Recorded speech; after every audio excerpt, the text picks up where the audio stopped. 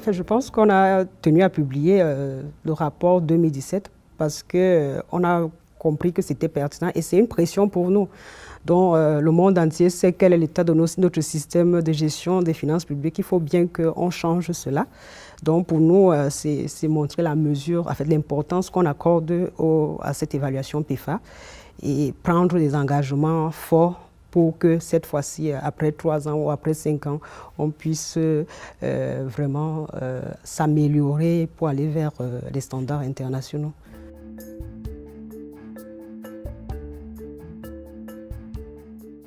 Donc, on a pensé qu'il fallait agir autrement. Ça veut dire impliquer véritablement les structures de mise en œuvre.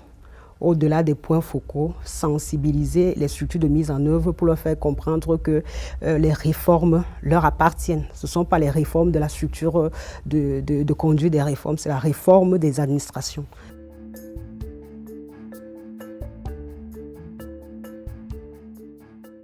Les autorités ont commencé par se dire qu'il faut prioriser les activités, il faut prioriser les réformes pour les mettre dans les domaines pour lesquels on peut avoir de l'impact, pouvoir améliorer d'une façon générale les finances publiques. Là où on peut avoir un bond en avant lorsqu'on va mettre ces différentes réformes. Donc, par rapport à ça, nous avons identifié ce qu'on a appelé des quick wins. Des petites mesures qu'on pouvait mettre très rapidement en œuvre et qui pouvaient nous permettre de nous améliorer de manière évidente. Et par rapport à cela, nous avons déjà recensé ces mesures-là. Certaines ont commencé à être mises en œuvre.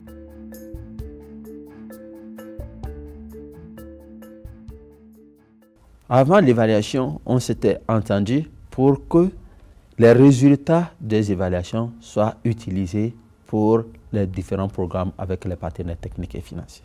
On en sort un plan de réforme qui est le cadre de référence sur lequel tous les bailleurs doivent travailler. Ça veut dire lorsqu'on fait un peu les appuis budgétaires, on doit aller puiser dans ces réformes-là. Parce qu'actuellement, nous avons ce plan d'action, comme je le disais, mais à côté, nous avons les matrices de réforme des bailleurs qui ont pris des réformes parce qu'elles n'étaient pas dans ce plan d'action. Donc maintenant que le plan est global, qui a été travaillé en concertation avec les bailleurs, je pense qu'il n'y aura pas de problème.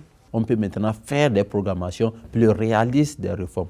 Les partenaires ne viendront plus maintenant avec des réformes qui, de toutes les façons, seront difficiles à réaliser parce qu'on a une base commune et tout le monde comprend comment faut-il faire, quel est l'effort nécessaire pour pouvoir réaliser chaque réforme.